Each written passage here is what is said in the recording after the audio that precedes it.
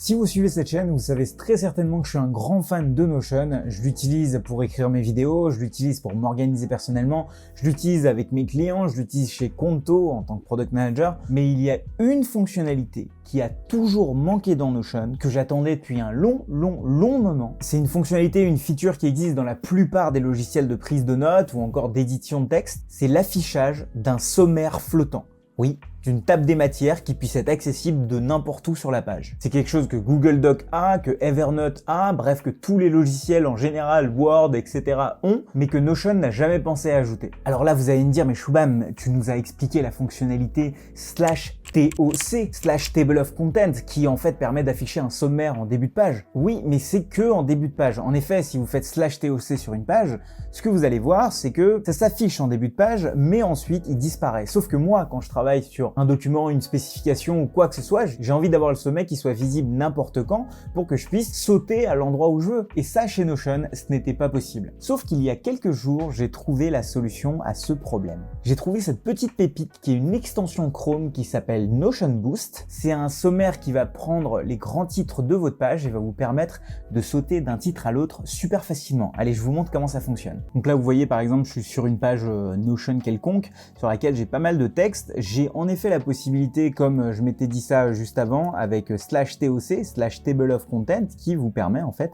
d'avoir le sommaire de cette page qui est basé en effet sur les titres, si c'est un titre 1, un titre 2, etc. En fonction de ça, en fait, ça va m'afficher un sommaire. Mais le seul problème, comme vous l'avez vu, c'est que quand je veux scroller un petit peu, ce sommaire s'en va. Et ça, c'est un problème. Donc la première chose qu'on va faire, c'est installer Notion Boost pour pallier à ce problème. Vous allez voir que c'est hop, ici. Une fois qu'on arrive ici, vous l'ajoutez. C'est quelque chose là que j'ajoute sur Google Chrome, mais ça marche sur la plupart des navigateurs, donc Chrome, Edge, Firefox, etc. Une fois que c'est ajouté, vous n'avez plus à y toucher. Et en fait, là, ça va vous expliquer tout ce que ça permet de faire. Donc, vous voyez qu'il n'y a pas juste la fonctionnalité que je cherche. Moi, je cherche la fonctionnalité Sticky Outline. Donc, en fait, pour pouvoir l'activer, on va aller ici, on va cliquer sur Notion Boost, qui du coup est apparu. Si jamais il n'apparaît pas, n'oubliez pas que c'est ici qu'il faut cliquer pour le piner au-dessus. Donc le mettre en tant qu'élément qui reste sur votre barre de tâches. Vous cliquez ici et vous voyez toutes les fonctionnalités qui sont maintenant offertes grâce à l'installation de cette extension. Alors, vous tapez Show Outline et vous voyez à droite maintenant, eh bien, il y a cette outline, donc ce sommaire que vous pouvez maintenant supprimer, qui est affiché. Et là, du coup, ça va me permettre de me balader comme ça dans ma vidéo et ça marche pour n'importe quelle page qui a un H1, H2, H3, qui sont des titres de niveaux différents. Et vous allez voir que si je vais par exemple sur une autre page, par exemple mon template de bilan annuel, vous voyez, j'ai ici l'outline qui va me permettre de me balader dans mon template qui était hyper compliqué avant parce que c'était en fait assez long de rescroller à chaque fois, c'était vraiment pénible. Alors que là, voilà, hop, boum.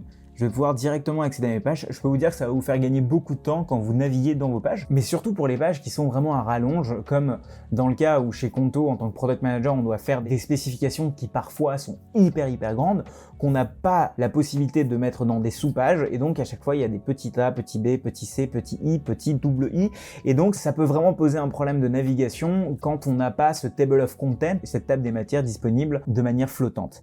Oui, alors je fais une pub dans ma propre vidéo, c'est un concept, mais je voulais vous prendre quelques secondes pour vous informer que j'organise une masterclass sur Notion le 26 août 2021. Donc en fonction de quand vous regardez la vidéo, soit vous la verrez en live, soit en replay. Mais sachez que dans cette masterclass, je vous donne tous mes secrets pour vous aider à organiser votre business, à optimiser votre business avec l'utilisation de Notion. On va voir comment est-ce qu'on fait pour créer des tableaux de bord personnalisés. On va voir aussi comment est-ce qu'on automatise Notion avec l'utilisation de l'API. Mais surtout, je vais vous donner mon système et ma méthodologie pour vous organiser en équipe ou en solo quand vous utilisez Notion pour votre business. Alors pour cette masterclass, je vous ai préparé plein de surprises, des templates, des astuces exclusives, mais aussi je vais vous faire une très grosse annonce, donc soyez certains d'être là. C'est le 26 août à 17 h. Tous les liens sont en description. Donc ce que vous pouvez faire, c'est ouvrir le lien dans un nouvel onglet tranquillement, finir de regarder la vidéo sur Notion Boost et ensuite vous irez vous inscrire. Allez, on retourne à la vidéo.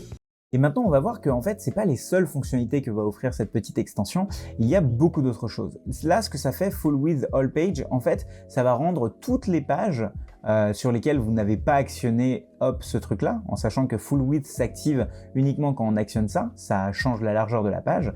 Là, on peut l'activer par défaut juste pour nous, pour éviter que ces pages soient réduites. Vous savez que Notion par défaut n'utilise pas toute la largeur de la page. On peut mettre en small tout le texte, donc ça veut dire que tous les textes seront petits. Autre chose que ça peut faire, si jamais on active Open Full Page instead of Preview, c'est que quand vous cliquez sur une vidéo, en fait, ça vous affiche la preview. Vous êtes obligé de cliquer à chaque fois sur Open as Page pour pouvoir l'afficher en grand.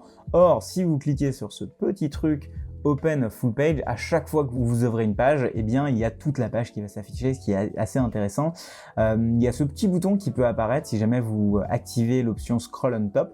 C'est que quand vous êtes en bas, vous pouvez appuyer juste sur ce bouton pour arriver tout en haut, ce qui peut être assez sympa aussi pour les pages qui sont hyper longues. Autre chose pour lesquelles cette extension peut être hyper intéressante, c'est pour cette petite fonctionnalité qui fait Show Full Text on Over. Ça veut dire quoi? Ça veut dire qu'à chaque fois qu'on a du texte qui va être tronqué, comme par exemple ici, et à chaque fois que vous allez passer dessus, ça va vous afficher tout le texte quand par exemple c'est du texte qui est tronqué par ce truc là. Donc ça peut être hyper intéressant quand vous vous baladez dans une base de données de ce genre là. Alors il y a plein d'autres choses, afficher les numéros de ligne quand on met du code par exemple. Il y a plein d'autres choses qu'on peut faire avec Notion Boost.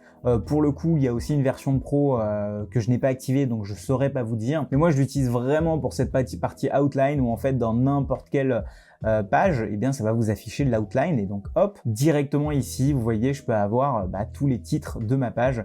Et ça va me faire économiser pas mal de temps. Alors il y a un petit hic quand même, c'est que cette extension ne va pas fonctionner si jamais vous utilisez l'app Notion. Ça va fonctionner uniquement dans les cas où vous utilisez Notion sur Google Chrome, Firefox ou sur un navigateur quelconque. Mais honnêtement, si c'est quelque chose qui vous manquait à vous aussi, ça vaut le détour. Mais à la limite, je pourrais dire que cette extension, vous pouvez vous en passer. Mais il y a une autre extension que vous ne connaissez peut-être pas, qui là change la manière dont vous ajoutez du contenu dans Notion. Cette extension s'appelle Save to Notion et je vous en parle juste ici.